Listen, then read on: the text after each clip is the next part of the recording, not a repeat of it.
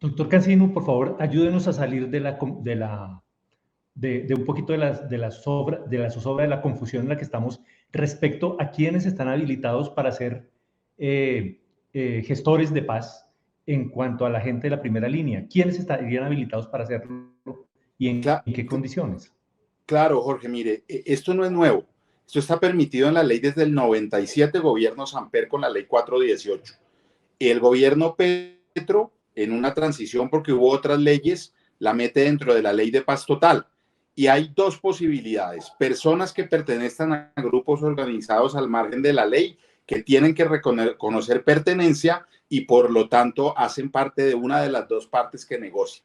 Pero la ley también permite que cualquier civil, incluso privado de la libertad, siempre y cuando no esté condenado o no tenga una resolución de acusación en contra, puede hacer también su orden de captura levantada o liberado para ser vocero o gestor de paz, que prácticamente es el mismo alcance. Entonces, puede ser perteneciente a un grupo organizado al margen de la ley, pero también puede ser un civil como alguien de primera línea que el gobierno o el otro grupo escogen para que sea su vocero o su gestor de paz.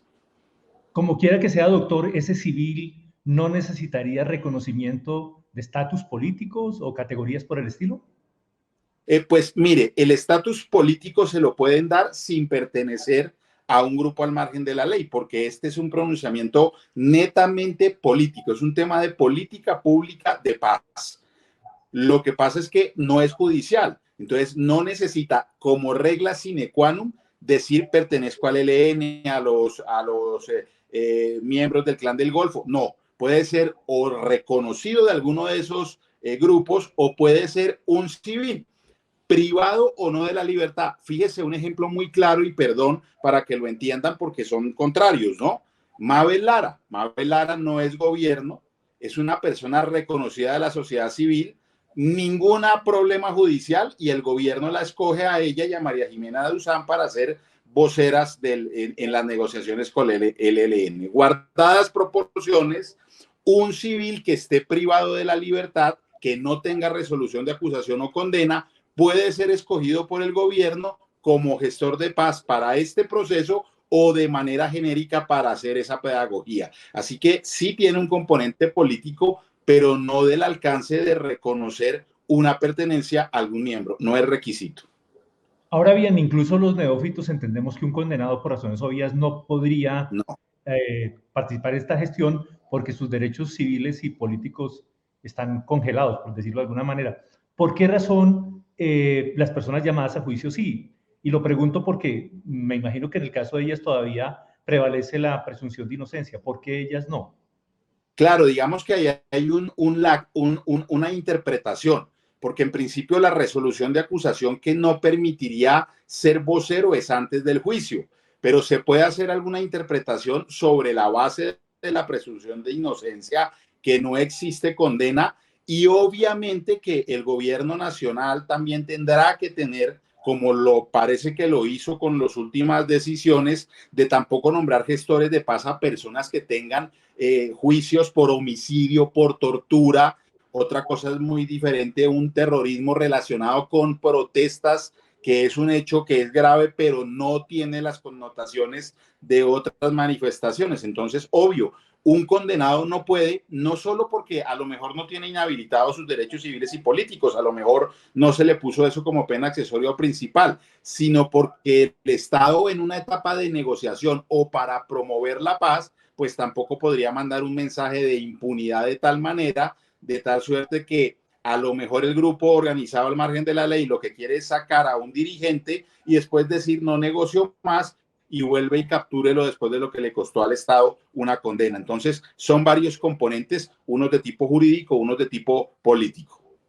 Los requisitos habilitantes para estos gestores de paz, ¿quién los señalará? ¿Se hace mediante ley, mediante un acto administrativo simple? ¿Cuál sería el mecanismo? Sí, la Constitución marca, yo creo que la pedagogía hay que hacerla de lo más a lo menos.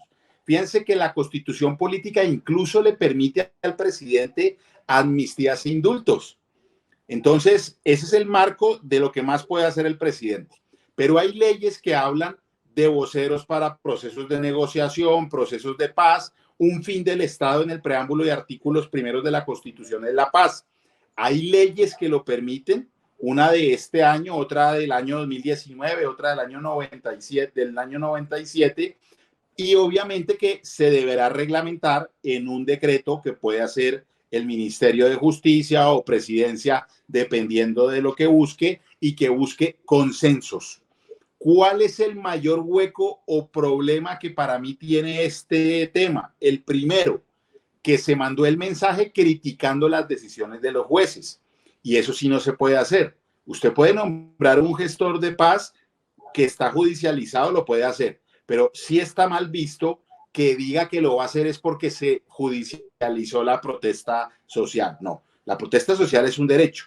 Se judicializaron, bien o mal, porque hay muchos detenidos injustamente, pero ahí están los mecanismos de ley y el presidente para una decisión política no debe hacer un cuestionamiento judicial. Y el otro hueco que lo he puesto de presente desde hace muchísimo tiempo, yo creo que esta coyuntura sirve para de una vez por todas precisar que la decisión final, pero prácticamente de carácter objetivo, la debe tomar un juez de la República. Un juez de la República debe verificar, sí señor, se cumplen estos requisitos, no está condenado, no tiene, está nombrado por el gobierno, no es delitos absolutamente graves o de lesa humanidad, procede la suspensión de la orden de captura o procede la libertad. Entonces yo creo que este es un tema que sí debe aprovechar el gobierno para reglamentar el papel de los jueces. Lo invito a que nos vayamos muy brevemente a la disposición más antigua de las que ha mencionado. Hay una norma del año 97. ¿Qué dice esa norma y cómo la puede administrar el presidente? Fíjese que esa norma tiene génesis desde un postulado del presidente Samper, que después la Ley de Justicia y Paz 2005 Álvaro Uribe, después gobierno Santos también la utiliza, y hoy el presidente Petro en la Ley de Paz Total la vuelve a tomar. Prácticamente igual, es el artículo 8º numeral primero, en donde narra quiénes pueden ser voceros o negociadores de un proceso de paz, establece quiénes pueden ser miembros de un grupo organizado al margen de la ley, establece que los civiles también pueden ser, y eso se puede aplicar por analogía no solo para negociadores de paz, sino también para gestores de paz. ¿Necesita una reglamentación? Yo pensaría que sí, que es sana, pero esto no es ni inconstitucional, ni es un abuso de poder, ni se lo inventó el presidente Petro. Esto es un tema que tiene muchísimo en la legislación internacional y, por supuesto, en la legislación colombiana. Una última pregunta la va a formular mi colega Ramiro Pacheco.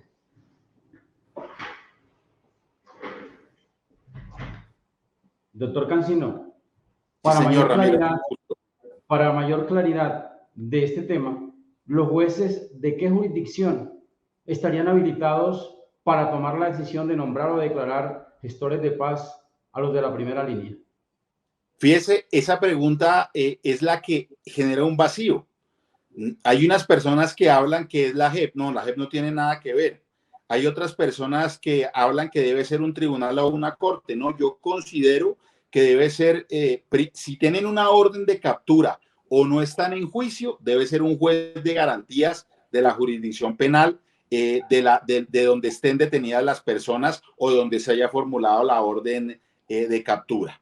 Y si ya hay juicio y se va a decir que alguno que esté en juicio puede hacerlo, le corresponderá al juez penal de conocimiento que esté abocando ese hecho. Pero quiero ser muy claro, no es que los jueces vayan a debatir o a formular, no. Ellos van a hacer un estudio de requisitos. Esto no es un tema de responsabilidad penal. El juez no puede decir, no lo dejo libre, señor presidente, porque es que hay indicios de que él cometió este delito. No, es un checklist. El presidente lo postula, sí. Es un civil que cumple los requisitos de tener este y este y este que dice la ley o el decreto, vaya. El juez no puede entrar a hacer ninguna consideración subjetiva más allá de lo objetivo que planteé. Pero sí me parece importante que el juez de la República tenga participación para legitimar el Estado social y democrático de derecho en esas decisiones. Doctor Cancino, ha sido muy amable usted con la audiencia de las dos orillas. Feliz día, muchas gracias. No, a ustedes muchas gracias, Jorge, Ramiro, un saludo muy especial y a toda la audiencia y siempre seguimos muy atentos a las noticias de ustedes en todas las maneras en que las manifiestan. Muchas gracias. Gracias.